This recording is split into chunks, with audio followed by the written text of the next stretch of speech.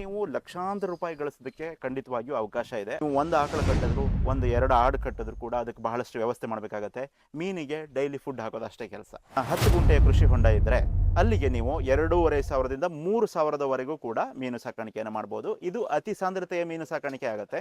ತಾಳ್ಪತ್ರ ಹಾಕಿರುವಂತಹ ಕೃಷಿ ಹೊಂಡಗಳಿಗೆ ಪಂಗೇಶಿಯಸ್ ಅಥವಾ ರೂಪ್ಚಂದ್ ಮೀನುಗಳು ಅತ್ಯಂತ ಸೂಕ್ತ ಆಗ್ತವೆ. ನೀವು ರೈತರಾಗಿ ಹೊಸದಾಗಿ ಶುರು ಮಾಡದಿದ್ರೆ ಅವಲು ಮೀನುಗಳನ್ನ ಮಾಡಕ್ಕೆ ಹೋಗಬೇಡಿ. ಫಸ್ಟ್ ಪಂಗೇಶಿಯಸ್ ಮೀನುಗಳಿಂದ ಶುರು ಮಾಡಿ. ನಮಸ್ಕಾರ ಎಲ್ಲ ನನ್ನ ರೈತ ಬಾಂಧವರಿಗೆ. ನೋಡ್ರಿ, ಎಲ್ಲ ರೈತರಿಗೆ ಕೃಷಿ ಒಳಗೆ ಏನಾರ ನಾನು ಸಾಧನೆ ಮಾಡ್ಬೇಕಂತೇಳಿ ಭಾಳ ಆಸೆ ಇರ್ತೈತಿ. ಅದಕ್ಕಾಗಿ ನೋಡ್ರಿ, ನಾ ಇವತ್ತು KVK ತುಕಾನಟ್ಟಿಗೆ ಬಂದನು. ನೋಡ್ರಿ, ಇದು KVK ಅಂದ್ರೆ ಕೃಷಿ ವಿಜ್ಞಾನ ಕೇಂದ್ರ. ಇದು ಬೆಳಗಾವಿ ಜಿಲ್ಲೆಯ ತುಕಾನಟ್ಟಿ ಗ್ರಾಮದಾಗ ಐತಿ. ನೋಡ್ರಿ, ಇವಾಗ ರೈತರಿಗೆ ಆಧುನಿಕ ತಂತ್ರಜ್ಞಾನಗಳನ್ನ ಕೃಷಿ ಒಳಗೆ ಹೇಗೆ ಅಳವಡಿಸಿಕೊಳ್ಳೋದು ಅಂತೇಳಿ ಎಲ್ಲ ತರಬೇತಿಗಳನ್ನ ಇದು ನಮ್ಮ ಕೃಷಿ ವಿಜ್ಞಾನ ಕೇಂದ್ರ ಕೊಡ್ತೈತಿ. ನೋಡ್ರಿ, ನಾವು ಇವತ್ತು ಈ ವಿಡಿಯೋದಾಗ ಮೀನು ಕೃಷಿಯ ಬಗ್ಗೆ ಎಲ್ಲ ಸಂಪೂರ್ಣವಾಗಿ ತಿಳಿದುಕೊಳ್ಳೋಣ.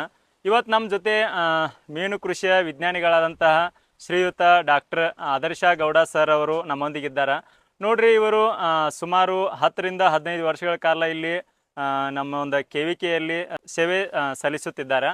ನೋಡ್ರಿ, ಒಂದು ಈಗ ಏನು ಮೀನು ಕೃಷಿ ಒಳಗೆ ಎಲ್ಲ ರೈತರಿಗೆ ಅಂದ್ರೆ ಪುಸ್ತಕದ ಮಾಹಿತಿ ಅಷ್ಟೇ ಅಲ್ಲದೆ, ನೋಡ್ರಿ, ಇವಾಗ ಯಾರೋ ಒಂದು ರೈತರ ಮೀನು ಕೃಷಿ ಮಾಡ್ತಂದ್ರೆ ಅವ್ರದ್ದೊಂದು ಹೊಂಡ, ಕೃಷಿ ಹೊಂಡ ಅಂದ್ರೆ ಮೀನು ಕೃಷಿ ಹೊಂಡ ತೆಗೆಸೋದ್ರಿಂದ ಹಿಡ್ಕೊಂಡು ಮೀನು ಸಾಕಾಣಿಕೆ ಮಾಡಿ ಎಲ್ಲ ಮಾರ್ಕೆಟಿಂಗ್ ಮಾಡುವವರಿಗೆ ಎಲ್ಲ ಅವರ ಮಾರ್ಗದರ್ಶನ ಕೊಡ್ತಾರೆ.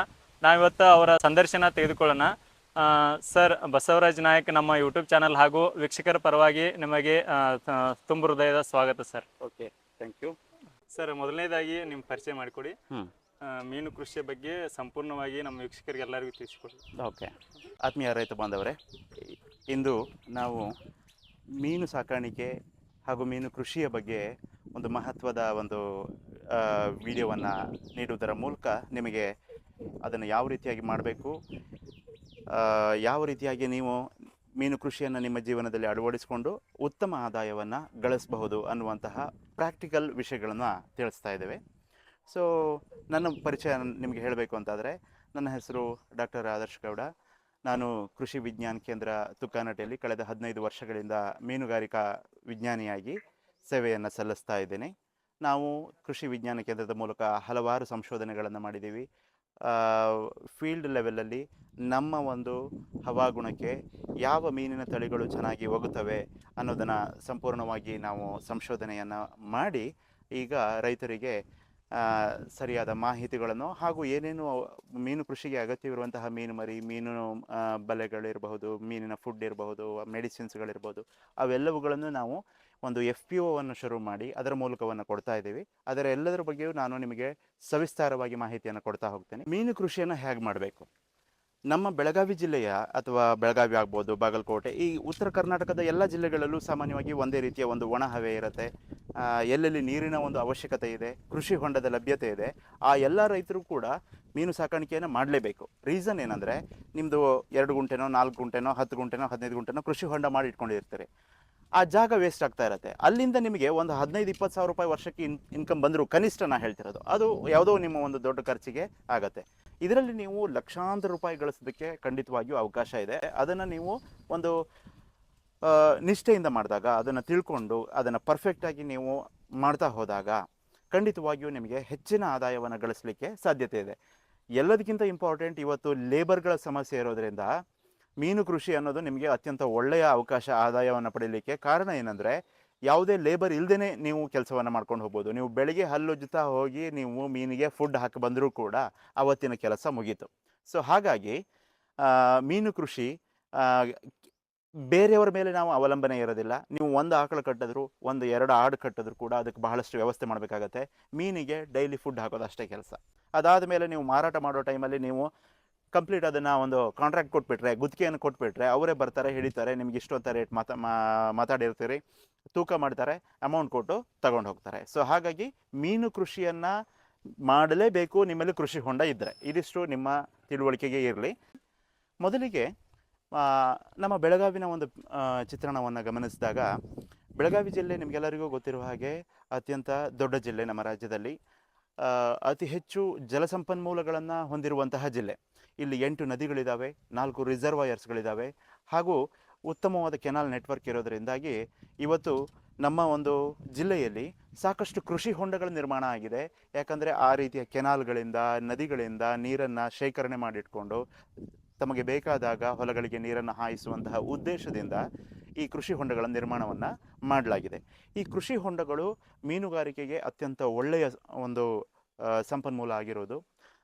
ಅದರ ಬಗ್ಗೆ ನಾವು ಹೆಚ್ಚಿನ ಮಹತ್ವವನ್ನು ಕೊಡ್ತಾ ಇದ್ದೇವೆ.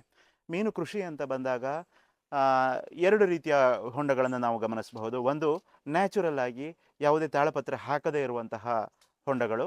ಅಲ್ಲಿ ಕಾಟ್ಲಾ, ರೋಹು, ಕಾಮನ್ ಕಾರ್ಪ್ ಅನ್ನುವಂತಹ ನಮ್ಮ ದೇಶೀಯ ತಳಿಗಳಾದಂತಹ ದೇಶೀಯ ತಳಿಗಳು ಉತ್ತಮವಾದ ಒಂದು ಬೆಳವಣಿಗೆಯನ್ನು ಕೊಡ್ತವೆ. ಸೊ ಉತ್ತಮ ಆದಾಯವನ್ನು ಕೊಡ್ತವೆ. ಆದರೆ ಕೃಷಿ ಹೊಂಡ ಅಂತ ಬಂದಾಗ, ಅದರಲ್ಲಿ ತಾಳಪತ್ರೆ ಹಾಕಿರುವಂತಹ ಕೃಷಿ ಹೊಂಡಗಳು ಬಂದಾಗ ಅಲ್ಲಿ ಈ ನಮ್ಮ ಕಾಟ್ಲಾ, ರೋಹು, ಕಾಮನ್ ಕಾರ್ಪ್ಗಳು ಚೆನ್ನಾಗಿ ಬೆಳೆಯೋದಿಲ್ಲ. ರೀಸನ್ ಏನಂದರೆ, ನೀರು ಕಂಟಿನ್ಯೂಸ್ ಆಗಿ ಅಂದರೆ ರೆಗ್ಯುಲರ್ ಆಗಿ ಇವತ್ತೊಂದು ಸ್ವಲ್ಪ ನೀರು ಹೊಸದಾಗಿ ಬರುತ್ತೆ, ಹಳೆ ನೀರನ್ನು ಅವರು ಹೊಲಗಳಿಗೆ ಹಾಯಿಸ್ತಾನೆ ಇರ್ತಾರೆ. ಆ ರೀತಿಯಾಗಿ ಕಂಟಿನ್ಯೂಸ್ ಆಗಿ ನೀರು ಬರೋದು ನೀರು ಹೋಗೋದು ಆಗೋದರಿಂದಾಗಿ ಅಲ್ಲಿ ನೀರು ನಿಲ್ಲದೇ ಇರೋದರಿಂದಾಗಿ ಪ್ಲಾಂಕ್ಟಾನ್ ಅಂತ ನಾವೇನು ಹೇಳ್ತೀವಿ, ಅಂದರೆ ಮೀನುಗಳಿಗೆ ಬೇಕಾಗಿರುವಂತಹ ನೈಸರ್ಗಿಕ ಆಹಾರ ಉತ್ಪಾದನೆ ಆಗದೇ ಇರೋದರಿಂದ ಕಾಟ್ಲಾ, ರೋಹು, ಕಾಮನ್ ಕಾರ್ಪ್ ಮೀನುಗಳು ಅವುಗಳು ಪ್ಲಾಂಕ್ಟಾನ್ಗಳ ಮೇಲೆ ಹೆಚ್ಚಿನ ಒಂದು ಅವಲಂಬನೆಯನ್ನು ಹೊಂದಿರ್ತವೆ. ನಾವು ಆಹಾರವನ್ನು ನೀಡಿದರೂ ಕೂಡ ಅವುಗಳಿಗೆ ಪ್ಲಾಂಕ್ಟಾನ್ ಬೇಕಾಗತ್ತೆ.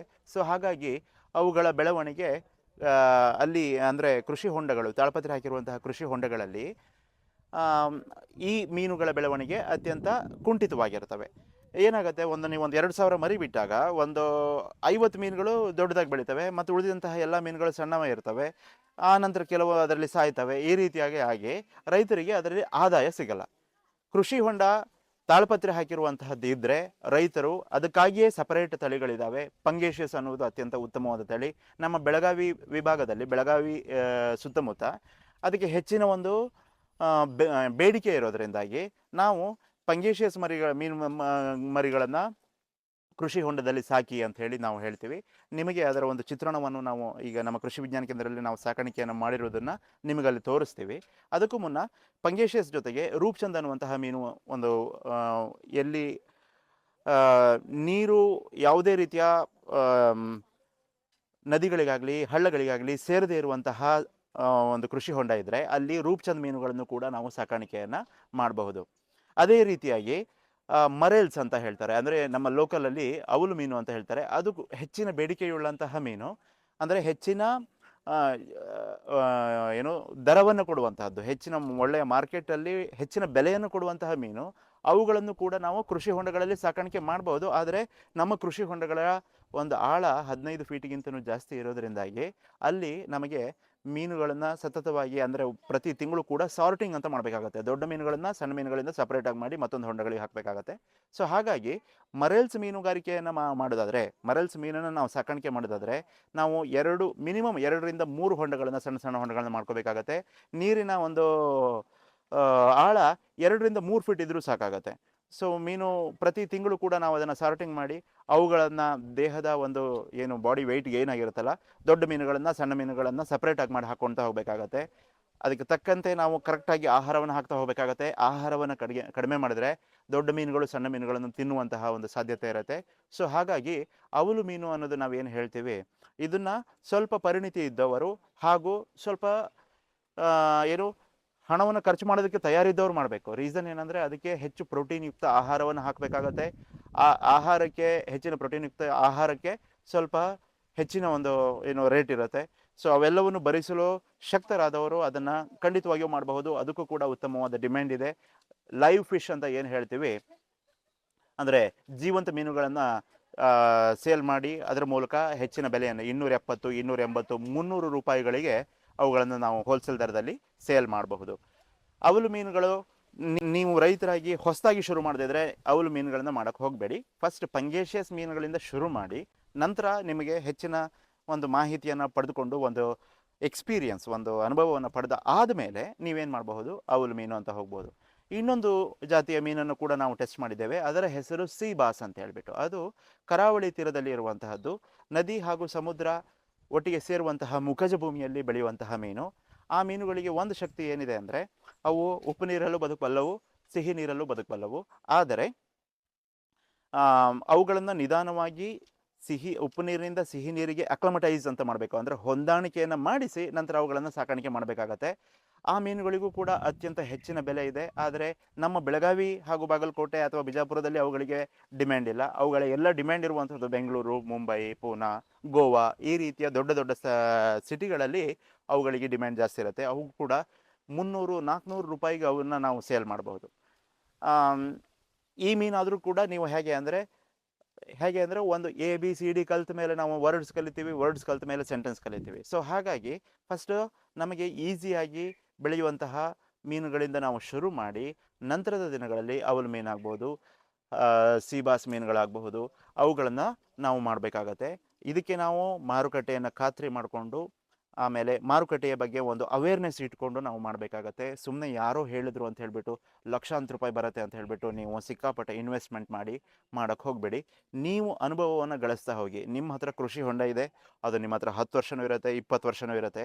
ಸೊ ನಿಮಗೆ ಮಾಡ್ಕೊಳ್ತಾ ಹೋದರೆ ಮುಂದಿನ ದಿನಗಳಲ್ಲಿ ಒಳ್ಳೆಯ ಸಕ್ಸಸ್ಸನ್ನು ಗಳಿಸಬಹುದು. ತಾಳಪತ್ರ ಹಾಕಿರುವಂತಹ ಕೃಷಿ ಹೊಂಡಗಳಲ್ಲಿ ಮೀನು ಸಾಕಾಣಿಕೆಯನ್ನು ಯಾವ ರೀತಿಯಾಗಿ ಮಾಡಬೇಕು ಅದನ್ನು ನಾನೀಗ ಹಂತ ಹಂತವಾಗಿ ಹೇಳ್ತಾ ಹೋಗ್ತೀನಿ.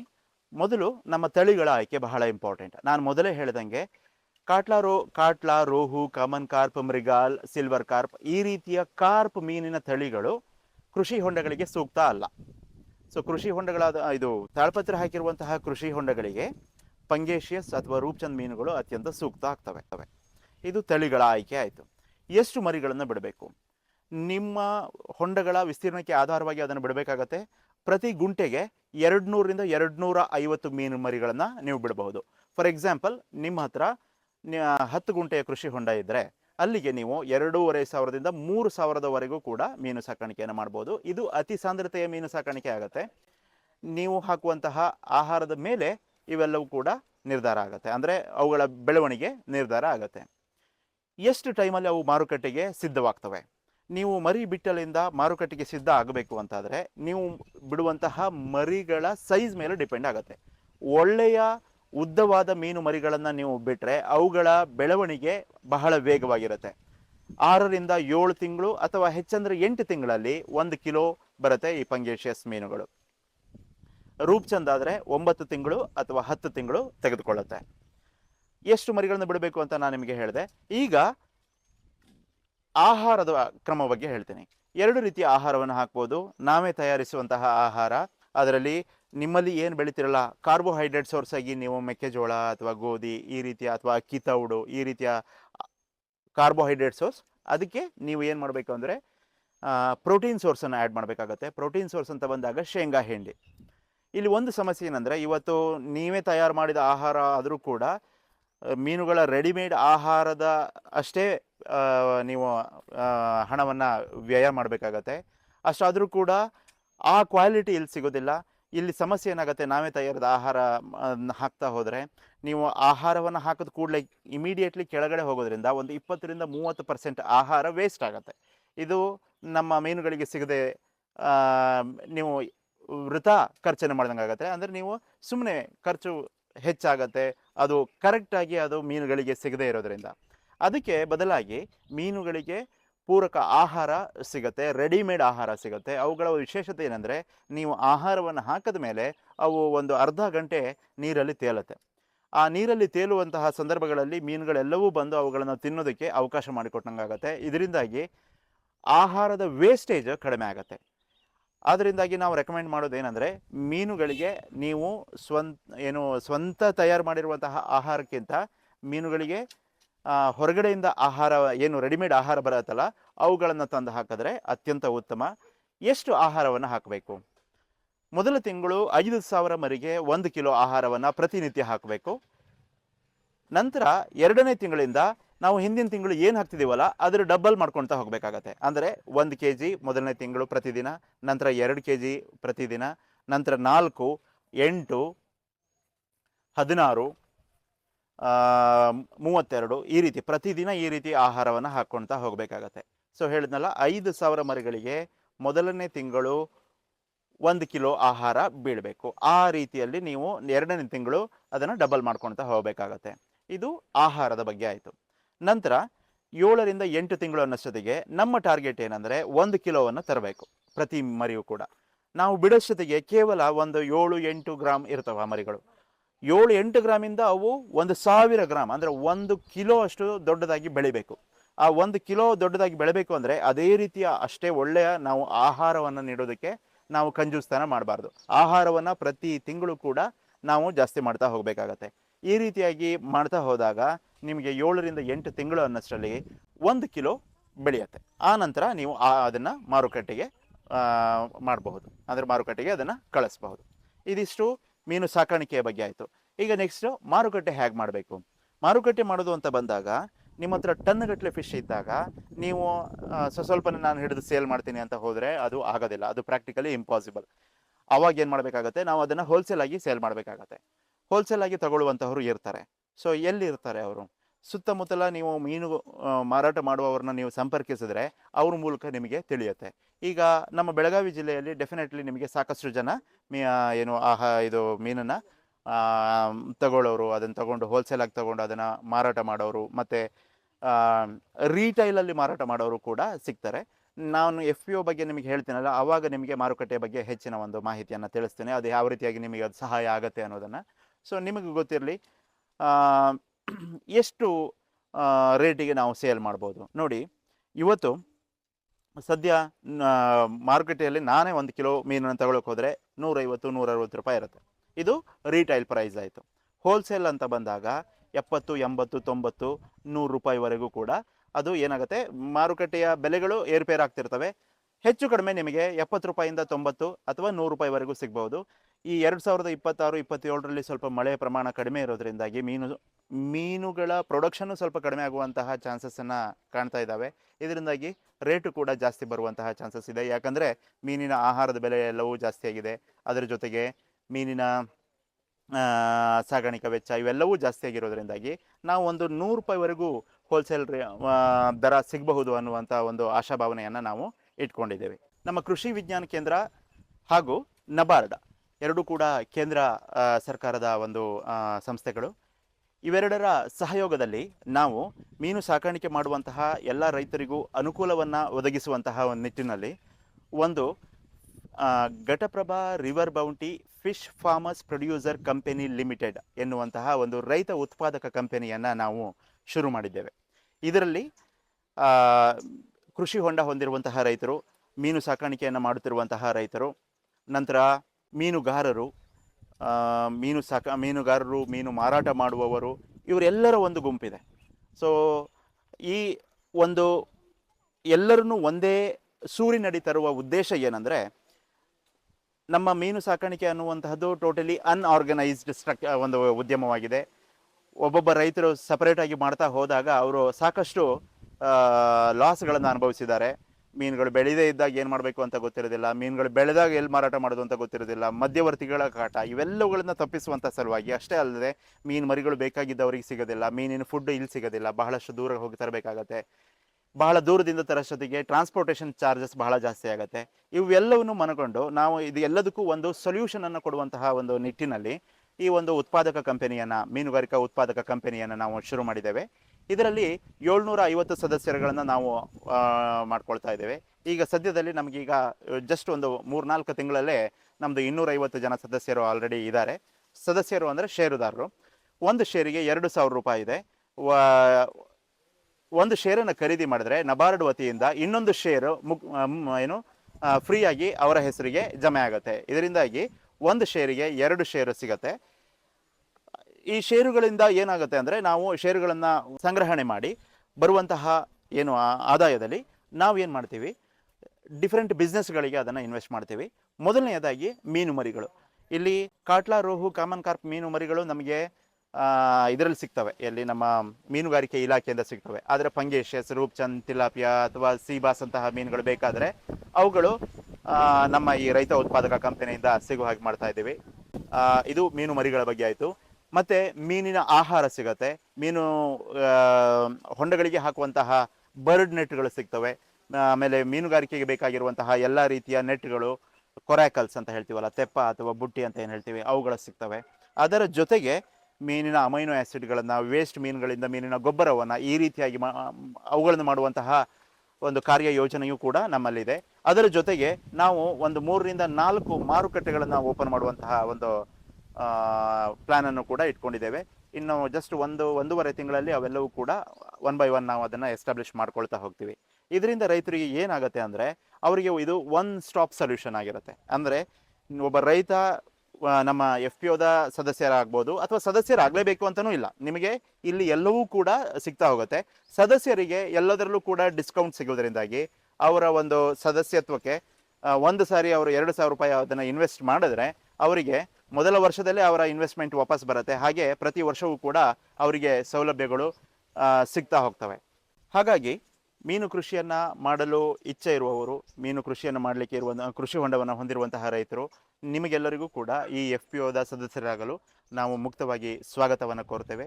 ಹಾಗೂ ಇದರ ಮೂಲಕ ನೀವು ಮೀನು ಸಾಕಾಣಿಕೆ ಮಾಡೋ ಬಗ್ಗೆ ಮಾಹಿತಿ, ಅವೇರ್ನೆಸ್, ತರಬೇತಿಗಳು ಹಾಗೂ ಎಲ್ಲ ರೀತಿಯ ಸರಕು ಸಾಮಗ್ರಿಗಳು, ಬೇಕಾಗಿರುವಂತಹ ಸರಕು ಸಾಮಗ್ರಿಗಳು ಎಲ್ಲವನ್ನೂ ಕೂಡ ನೀವು ಒಂದೇ ಕಡೆಯಲ್ಲಿ ಮತ್ತು ಹೆಚ್ಚಿನ ಒಂದು ಟ್ರಾನ್ಸ್ಪರೆನ್ಸಿಯಿಂದ, ಅಂದರೆ ಪಾರದರ್ಶಕತೆ ಇರುವಂತಹ ಒಂದು ಸಂಸ್ಥೆಯಿಂದ ನೀವು ಪಡ್ಕೊಂಡ್ರೆ, ನೀವು ಕೆಲವೊಂದು ವ್ಯಾಪಾರಿಗಳು ಕೇವಲ ಒಂದು ವ್ಯಾಪಾರದ ದೃಷ್ಟಿಯಿಂದ ನೋಡಿ ಹೆಚ್ಚಿನ ಲಾಭವನ್ನು ಗಳಿಸೋದಕ್ಕೆ, ರೈತರಿಗೆ ತೊಂದರೆ ಮಾಡೋದಕ್ಕೆ, ರೈತರಿಗೆ ತೊಂದರೆ ಉಂಟಾಗಿರುವಂತಹ ಸಾಕಷ್ಟು ನಿದರ್ಶನಗಳು ಇದ್ದಾವೆ. ಅವುಗಳೆಲ್ಲವನ್ನು ಕೂಡ ತಪ್ಪಿಸುವಂತಹ ಉದ್ದೇಶದಿಂದ ನಾವು ನಮ್ಮ ಒಂದು ಕೃಷಿ ವಿಜ್ಞಾನ ಕೇಂದ್ರ ಹಾಗೂ ನಬಾರ್ಡ್ ಸಂಸ್ಥೆಯಿಂದ ಈ ಒಂದು ಎಫ್ ಪಿ ಒವನ್ನು ಶುರು ಮಾಡಿದ್ದೇವೆ. ತಮಗೆಲ್ಲರಿಗೂ ಕೂಡ ಇದರ ಒಂದು ಭಾಗವಾಗಿ ಹೆಚ್ಚಿನ ಒಂದು ಮಾಹಿತಿಯಿಂದ ನೀವು ಈ ಮೀನು ಕೃಷಿಯನ್ನು ಮಾಡಿ ಲಾಭವನ್ನು ಗಳಿಸಿ ಅಂತ. ಇದು ನಮ್ಮ ಕೃಷಿ ವಿಜ್ಞಾನ ಕೇಂದ್ರದ ತಾಳ್ಪತ್ರ ಹಾಕಿರುವಂತಹ ಕೃಷಿ ಹೊಂಡ. ಇದೇ ರೀತಿಯಾಗಿ ನಮ್ಮ ಬೆಳಗಾವಿ ಜಿಲ್ಲೆಯಲ್ಲಿ 20,000ಕ್ಕಿಂತ ಹೆಚ್ಚು ಕೃಷಿ ಹೊಂಡಗಳನ್ನು ಕೃಷಿ ಭಾಗ್ಯ ಯೋಜನೆ ಅಡಿಯಲ್ಲಿ, NHM ಸ್ಕೀಮ್ನಡಿಯಲ್ಲಿ ಹಾಗೂ ಹಲವಾರು ಸ್ಕೀಮ್ಗಳು ಲೈಕ್ ನರೇಗಾದಂತಹ ಸ್ಕೀಮ್ಗಳಲ್ಲಿ ಆಲ್ರೆಡಿ ರೈತರ ಹೊಲದಲ್ಲಿ ಎಸ್ಟಾಬ್ಲಿಷ್ ಆಗಿದ್ದಾವೆ. ಅವುಗಳನ್ನು ಸಂಪೂರ್ಣವಾಗಿ ಉಪಯೋಗಿಸ್ಕೋಬೇಕು ಅಂತಾದರೆ ನೀವು ಮೀನು ಸಾಕಾಣಿಕೆಯನ್ನು ಮಾಡಿ ಇದನ್ನು ಒಂದು ಅಡಿಷ್ನಲ್ ಇನ್ಕಮ್ ಅಂತ ಕನ್ಸಿಡರ್ ಮಾಡಬೇಕು. ಯಾಕಂದರೆ ಇದೇ ಮೇನ್ ಇನ್ಕಮ್ ಅಲ್ಲ. ನೀವು ಇದನ್ನು ಒಂದು ಹಾಬಿಯಾಗೋ ಅಥವಾ ಒಂದು ಇರುವಂತಹ ಇದರಲ್ಲಿ ನೀವು ಮಾಡ್ತಾ ಇರ್ತೀರಿ. ಸೊ ನಿಮಗೆ ಅತ್ಯಂತ ಕಡಿಮೆ ಕೆಲಸ, ಯಾರ ಒಂದು ಅವಶ್ಯಕತೆಯೂ ಇಲ್ಲದೆ ನೀವೇ ಮಾಡ್ಬೋದಂತ ಒಂದು ಇದರಲ್ಲಿ ಕೆಲವೊಂದು ವಿಷಯಗಳನ್ನು ನಾನು ನಿಮಗೆ ತಿಳಿಸ್ಬೇಕು. ಸಾಮಾನ್ಯವಾಗಿ ನಮ್ಮ ರೈತರುಗಳು ಎಲ್ಲಿ ತಪ್ಪು ಮಾಡ್ತಾರೆ ಅಂತ ಹೇಳಿ, ತಳಿಗಳನ್ನು ಆಯ್ಕೆ ಮಾಡೋದ್ರಲ್ಲಿ ತಪ್ಪು ಮಾಡ್ತಾರೆ, ಮೀನುಗಳು ಬೆಳೆದಿಲ್ಲ ಅಂತಾರೆ. ಮತ್ತು ಫಸ್ಟು ಮೀನಿಗೆ ಒಳ್ಳೆ ಆಹಾರ ಹಾಕ್ತಾ ಇರ್ತಾರೆ, 2 ತಿಂಗಳು 3 ತಿಂಗಳು ಆದಮೇಲೆ ಶೇಂಗಾ ಹಿಂಡಿಯನ್ನು ತರೋದು ನಿಲ್ಲಿಸ್ಬೋದು, ಬರೀ ಅವ್ರ ಮನೇಲಿರುವಂತಹ ಗೊಂಜಾಳವನ್ನು ಹಾಕೋಕ್ಕೆ ಶುರು ಮಾಡ್ಬೋದು. ಅಥವಾ ಲಾಸ್ಟಿಗೆ ಒಂದು 3-4 ದಿನ ಮಿಸ್ ಮಾಡುವಂತಹದ್ದು, ವಾರಗಟ್ಟಲೆ ಮಿಸ್ ಮಾಡುವಂಥದ್ದು, ಈ ರೀತಿ ಎಲ್ಲ ಮಾಡಿದಾಗ ಗ್ರೋತ್ ಆಗೋದಿಲ್ಲ. ಎರಡನೇದಾಗಿ ಮೀನಿನ ಆಹಾರವನ್ನು ಡೈರೆಕ್ಟಾಗಿ ತಂದು ಹಾಕ್ತಿರೋರು ಕೂಡ ಕೆಲವು ಸತಿ ಯಾವುದೋ ಒಂದು ಕಾರಣಗಳಿಂದ ನಿಲ್ತು ಅಂದರೆ ನಿಲ್ಲಿಸ್ಬಿಡ್ತಾರೆ. ಆವಾಗಲೂ ಕೂಡ ಮೀನಿನ ಬೆಳವಣಿಗೆ ಚೆನ್ನಾಗಿ ಬರೋದಿಲ್ಲ. ಹೇಗೆ ಅಂದರೆ ನೀವು ಅದನ್ನು ಒಂದು ಜೀವಿ ಅಂತ ಕನ್ಸಿಡರ್ ಮಾಡಬೇಕು. ಅವುಗಳಿಗೆ ಅಲ್ಲಿ ಏನು ಆಹಾರ ಸಿಗೋದಿಲ್ಲ. ಹೊಂಡದಲ್ಲಿ ನೀವು ಏನು ಆಹಾರ ನೀಡ್ತೀರಿ ಅದ್ರ ಮೇಲೆ ಅವು ಸಂಪೂರ್ಣವಾಗಿ ಅವಲಂಬಿತ ಆಗಿರ್ತವೆ. ನೀವು ಕೊಡೋದು, ಮೀನಿನ ಆಹಾರ ನೀಡೋದು ನಿಲ್ಲಿಸೋದು ಮಾಡ್ತಾ ಇದ್ರೆ ಆ ಇನ್ಕನ್ಸಿಸ್ಟೆನ್ಸಿಯಿಂದಾಗಿ ಏನಾಗುತ್ತೆ ಅಂದರೆ ಬೆಳವಣಿಗೆ ಬರ್ತವೆ, ನಿಲ್ಲಿಸಿದಾಗ ಮತ್ತೆ ಅವು ವೀಕ್ ಆಗ್ತವೆ, ಬೆಳವಣಿಗೆ ಬರ್ತವೆ, ಮತ್ತೆ ಅವು ವೆಯ್ಟ್ ಲಾಸ್ ಆಗ್ತವೆ. ಈ ರೀತಿ ಎಲ್ಲ ಆಗೋದ್ರಿಂದಾಗಿ ನೀವು ಏನು ಮಾಡಬೇಕು ಅಂದರೆ ಕನ್ಸಿಸ್ಟೆಂಟ್ ಆಗಿ ಆಹಾರವನ್ನು ನೀಡಲೇಬೇಕು. ಬೆಳಿಗ್ಗೆ 8 ಗಂಟೆಗಿಂತ ಮುಂಚೆ ಅಥವಾ ಸಂಜೆ 5 ಗಂಟೆಗಿಂತ ನಂತರ ಕರೆಕ್ಟಾಗಿ ನೀವು ಆಹಾರವನ್ನು ನೀಡ್ತಾ ಹೋದರೆ ಖಂಡಿತವಾಗಿಯೂ ಕೂಡ ನಿಮ್ಮ ಹೊಂಡದಲ್ಲಿ ಖಂಡಿತವಾಗಿಯೂ ಮೀನು 1 ಕಿಲೋಗೆ ಮೇಲ್ಪಟ್ಟು 6 ರಿಂದ 8 ತಿಂಗಳ ಅವಧಿಯಲ್ಲಿ ಬಂದೇ ಬರ್ತವೆ. ಸಾಮಾನ್ಯವಾಗಿ ಮೀನು ಕೃಷಿ ಮಾಡಿರುವಂತಹ ನೀರು ಏನಿದೆ ಅತ್ಯಂತ ಫಲವತ್ತಾದ ನೀರು. ಇದರಲ್ಲಿ ಮೀನುಗಳು ಅವುಗಳು ವಿಸರ್ಜನೆ ಮಾಡ್ತವೆ, ಕೆಲವೊಂದು ಆಹಾರ ವೇಸ್ಟು ಆಗ್ತವೆ. ಟೋಟಲಿ ಈ ನೀರು ಒಳ್ಳೆಯ ಒಂದು ಯೂರಿಯಾ ನೀರಿದ್ದಂಗೆ, ಅದು ಕೂಡ ಸಂಪೂರ್ಣವಾದ ಸಾವಯವದಲ್ಲಿ ಇರುವಂತಹ ನೀರು. ಹಾಗಾಗಿ ಬೆಳೆಗಳಿಗೆ ಹಾಯಿಸಿದಾಗ ಬೆಳೆಗಳಿಗೂ ಕೂಡ ಅತ್ಯಂತ ಉತ್ತಮವಾದ ನೀರಿದು. ಮೀನು ಕೃಷಿಯನ್ನು ಮಾಡೋದು ಬಹಳಷ್ಟು ಅಡ್ವಾಂಟೇಜ್ಗಳಿದ್ದಾವೆ ನೋಡಿ. ಎಲ್ಲರ ಹತ್ರನೂ ಡ್ರಿಪ್ ಇರ್ತವೆ. ಡ್ರಿಪ್ ನೀವು ಮೀನು ಮರಿ ಬಿಟ್ಟಿಲ್ಲ ಅಂತಾದರೆ ಅಲ್ಲಿ ಮೇಲ್ಗಡೆ ಕಪ್ಪೆ ಮಾಸ ಅಂತ ಏನು ಹೇಳ್ತೀವಿ, ಅಂದರೆ ಆಲ್ಗೆ ಬೆಳೆದಿರ್ತವೆ, ಅಂದರೆ ಆಲ್ಗಲ್ ಬ್ಲೂಮ್ಸ್ ಅಂತ ಹೇಳ್ತೀವಲ್ಲ, ಅದು ಅವುಗಳ ಸಮಸ್ಯೆಯನ್ನು ನಿವಾರಣೆ ಮಾಡಬೇಕು ಅಂತಾದರೆ ವೆರಿ ಸಿಂಪಲ್, ನೀವು ಮೀನು ಮರಿ ಬಿಡಬೇಕು. ಆಮೇಲೆ ಮೀನು ಮರಿ ಬಿಟ್ಟು ಅವಕ್ಕೆ ಏನು ಫುಡ್ ಹಾಕಿರುವಂತಹ ನೀರು ಇರುತ್ತಲ್ಲ, ಆ ನೀರನ್ನು ನೀವು ಬೆಳೆಗಳಿಗೆ ಹಾಯಿಸಿದ್ರೆ ಅತ್ಯಂತ ಫಲವತ್ತಾದ ನೀರು. ಸೊ ಈ 2 ಕಾರಣಗಳಿಂದ ಮೀನು ಸಾಕಾಣಿಕೆ ಅನ್ನೋದು ಕೃಷಿ ಹೊಂಡದಲ್ಲಿ ನೀವು ಕೈಗೊಳ್ಳಲೇಬೇಕಾದಂತಹ ಒಂದು ಉದ್ಯಮ. ತಮಗೆಲ್ಲರಿಗೂ ಮೀನು ಕೃಷಿಯಲ್ಲಿ ಹೆಚ್ಚಿನ ಲಾಭವಾಗಲಿ ಅನ್ನುವಂತಹ ಒಂದು ಶುಭ ಹಾರೈಕೆಗಳೊಂದಿಗೆ ನಮ್ಮ ಈ ಮಾತನ್ನು ಮುಗಿಸ್ತಾ ಇದ್ದೇವೆ. ಧನ್ಯವಾದಗಳು.